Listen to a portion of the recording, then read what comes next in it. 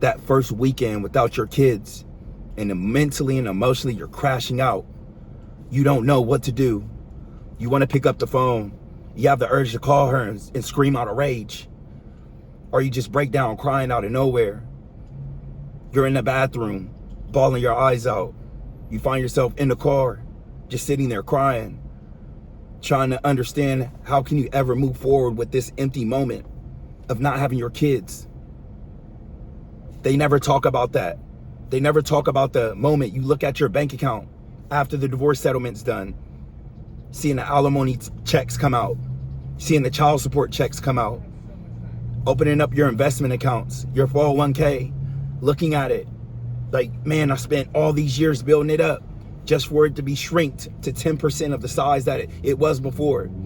And then the depression and the suffering and the anxiousness that comes with that. That's what the men never talk about, because we will be judged and shamed for talking about how that affects us, which sounds crazy. Nobody tells the men about the quiet nights in your house. The divorced men never share about having to come to an empty table with one seat, with one fold-up chair, when he used to sit his whole family.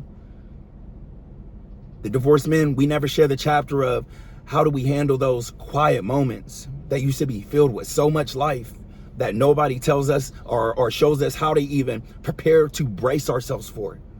Nobody tells the divorced man this. And you wonder why we don't share this chapter, the I'm fine, the gym selfies. The divorced man never shares about all the times he was in the gym after the divorce, taking the gym selfies, no gain, no pain. But he was really, truly working on the wrong things, and he knew that. The divorced man never shares the chapter about him going to the gym every day to get 1% better, but he was actually getting 10% worse. Let's talk about it.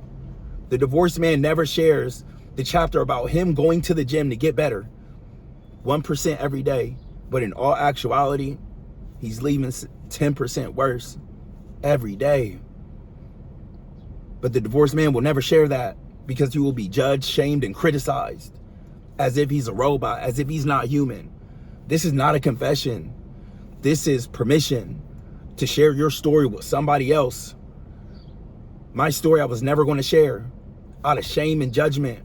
But little did I know, me sharing my journey sparked a video that went globally across the world and sparked a community, a need for divorced men to rally together and support each other. It's heartbreaking. But brothers, please check in with each other. Make sure y'all get in the community. Drop your email in the link.